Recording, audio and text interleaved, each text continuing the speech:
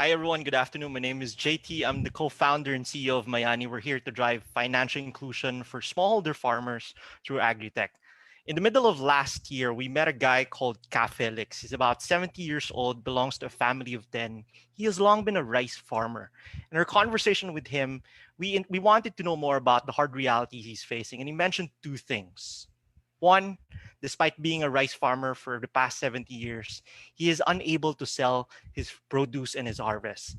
But secondly, even if he finds someone that is actually willing to buy his fresh produce and his rice harvest, that buyer isn't willing to buy it at a price that would enable Cafelix to recover his cost of inputs and production.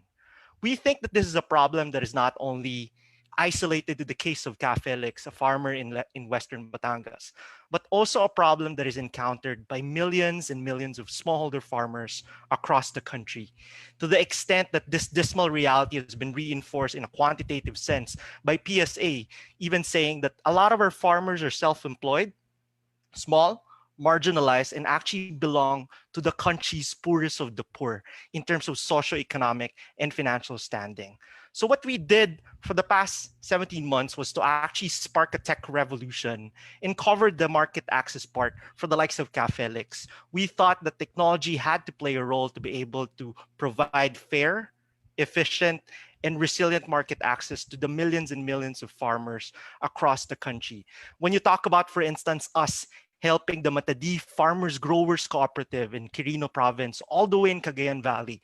When we talk about helping the Formosa pineapple growers in Camarines Norte, in Bicol region, or even the likes of our Nueva Vizcaya camote farmers and even the rice farmers in Cabanatuan, part of two different large cooperatives there. We never stop, and even at the height of the lockdown, we also help a lot of our Benguet farmers. You probably saw in the news, wherein a lot of them have been throwing around their harvest and their fresh produce simply because no one seems to be buying and no one seems to be willing to step up to the plate to provide market access to what is considered as one of the most vulnerable and marginalized sectors in society. Even as far back as helping the Itbayat garlic organic growers all the way in Batanes, we've helped those guys. And even doing a tripartite multi-stakeholder partnership with the likes of DTI, Grab, and of course Mayani in helping out literally 4,761 farmers and 501 agri-MSMEs in the Cagayan Valley region.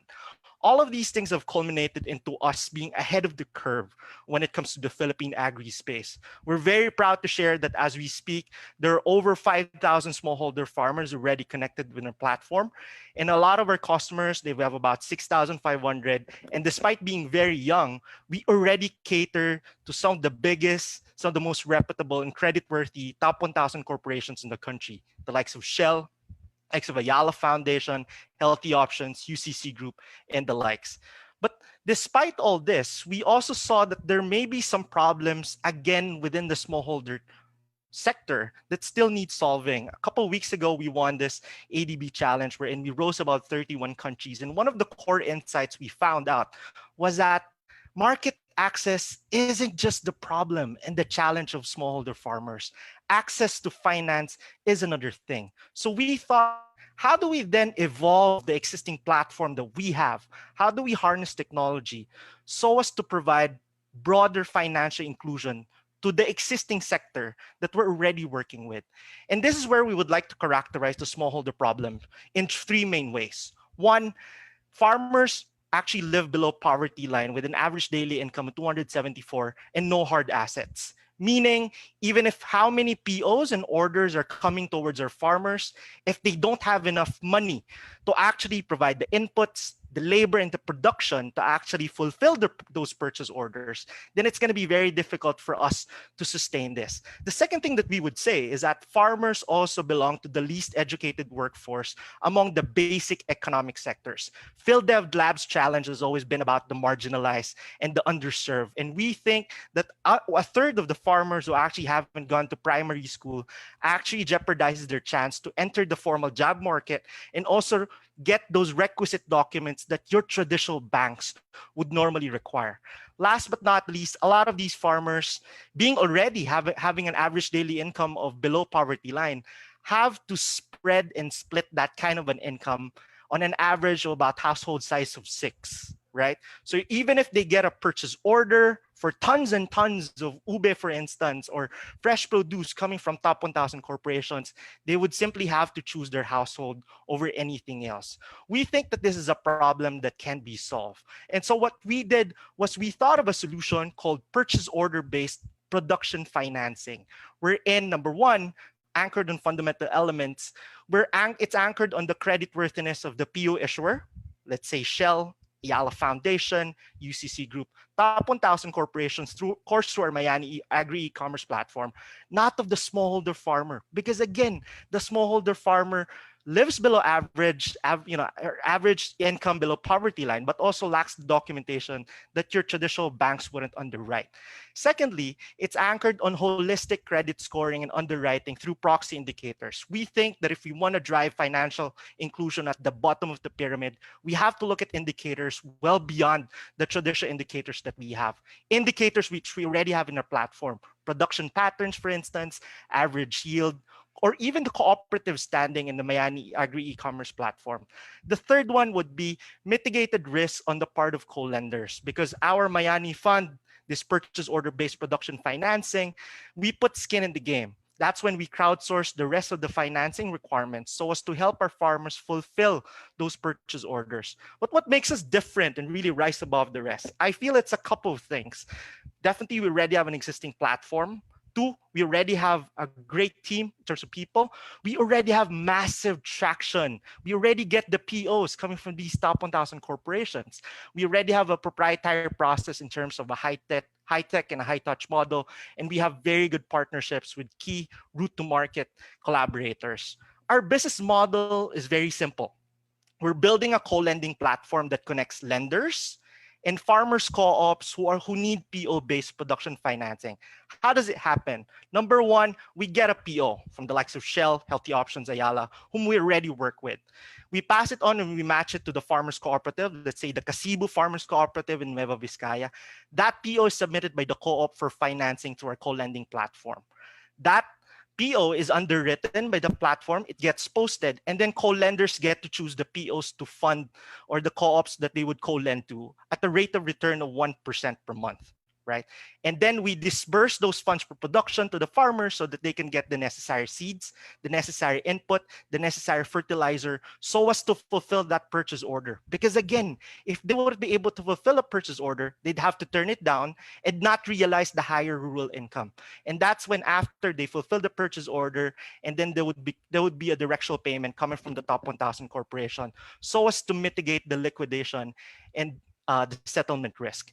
We're not talking about something out of thin air here. We're talking about something tangible. We're talking about real POs. Here are live examples of the POs we've already received from the likes of Ayala Foundation by the metric tons, or even the likes of Amici for metric tons of uve.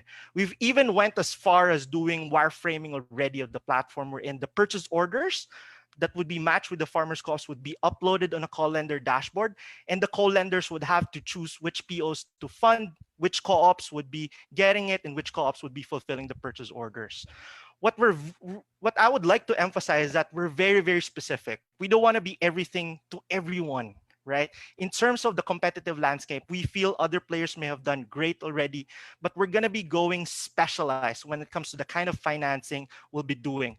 We're doing PO-based production financing, which is very specific and not catch-all. But at the same time, we're not crowdfunding everything. We're putting skin in the game, and then the rest we would be crowdfunding through like-minded partners who want to help our farmers fulfill those purchase orders. We're very proud of a global team that has about over 50 years of management experience in e-commerce, back-end development, even agriculture and law, right? So one of our co-founder is actually a chief farmer himself for over 30 years. But then again, a lot of guys here are pitching. So why Mayani Fund, right? First, we already have an existing track record of success, right? In portfolio of top 1,000 corporations who can place the POs. We already work with them. Secondly, we already have pre-vetted community smallholder farmers co-ops that can serve as infomediaries and risk mitigators. We know that the role of the community in mitigating risk is very critical. But thirdly, we have a solid multisectoral DNA. We have done this already with DTI. We already have existing partnerships. This is something we can leverage. What we want from PhilDev and Financial Inclusion Lab are actually very specific, time-bound, and identified. Platform co-creation, beta launch by June 2021. Technical support in terms of underwriting parameters, augmentation, alternative credit scoring, and of course, the mentorship and the support that we'll be getting from the rest of the ecosystem. This is our Gantt chart. This is CAFELIX. We believe we should harness technology to drive financial inclusion for the most vulnerable sector called our smallholder farmers. Thanks, JT. Right in the nick of time. Good job. Can I? Do any of the judges have questions or comments? Feel free to raise your hand.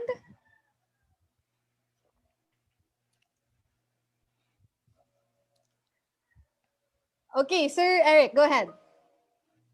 Hi, JT. Hi, Rick. Hi, hello. Yeah, I just have a question. So that example you gave again earlier, that what's his name? CAFELIX. Farmer. Yeah. So you Yeah, expect him to have a smartphone and run your app, and then he will apply for it's a loan, right? Or like I need a loan. that's right. You think they are sophisticated enough to do that? They also need data access, right? I feel there's a Yeah. hurdle there, right? That assumption, right? That's Yeah. right. That's right. Great insight, Eric. In fact, I've always believed that the holy grail of any agri fintech solution has always been heavy adoption at the bottom of the pyramid. And this is the reason why in our business model, we've wanted to connect co-lenders and farm co-ops, not just individual farmers, because we think that an organization composed of multiple members, like smallholder farmers, like the Kasibu Farmers Cooperative in Nueva Vizcaya, would have a higher propensity to adopt technology and be more open to it because of the communal capital that they have. If we get the consensus of a community, for instance, like a cooperative, right? And then the cooperative would be able to cascade to its members that, hey, now you don't have to turn down purchase orders. You can have higher incomes because financing could be available. Then the adoption, there's a higher incentive for the adoption to happen. Okay, and most farmers are part of co-ops. You're going to be taken. They're part of. I'm just wondering what percent of them are part of co-ops. Well, this is something, or organizing is something that is highly encouraged by government. We understand that not a lot of them are still members of cooperatives, but we want to focus on cooperatives precisely because of the risk management part, but also because we want those organizations to serve as rallying points for us to onboard farmers. If people see that their lives are getting better because they became members of co-ops, then that would encourage farmers to become members of those co-ops too. If people don't see value in it, they probably wouldn't join. Okay, great. Thanks. Yeah. Thank you. Thank you, Sir Eric. Sir Julius, I believe you are raising your hand. Yes, first of all, it's a great presentation. Yeah. I just have a few questions, no, and Sure, Julius. I just want to know if it's okay. What's the average sales per month, and what's the average OPEX? If you can disclose it. If not, just give me a range. Sure, sure. Average OPEX right now is at about 125, 135,000 per month, right? The average order size, well, I can base it on the previous month alone. We have moved about 15 metric tons just last November. So let's do an averaging of an average crop price of about 50 pesos. So that's 50 pesos times 10,000 kilos, right? So those are, and 70% of our volume actually come from, again, POs coming from top 1,000 corporations. Great, great. Yeah. Sorry, last question from Sure, me. Julius. Um, what if we have a group of farmers? I mean, they have this produce, and assuming it will fit into your requirement or from your, um, yeah, if it fit your requirement, I mean the quality, are you willing just to market their produce?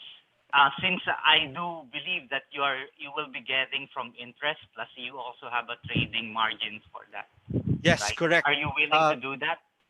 Correct, Julius. Those two things aren't necessarily requisites to us engaging them. In fact, we started out with the providing access to market, and just now we're moving from strength to strength to just provide access to finance too, because we saw there's a tangible underserved need for it. But if you do have, I understand card leasing and finance works with a lot of community-based associations and interest stakeholders. We definitely more than happy to provide market access for them. But then again, there's always that scenario, the financial reality we're in. If the orders get too big, right? If the orders get too big, what if they don't have the capacity to fulfill those purchase orders? That's when Mayani Fund will come in. Okay, got it. Thank you very much. Thanks, Julius.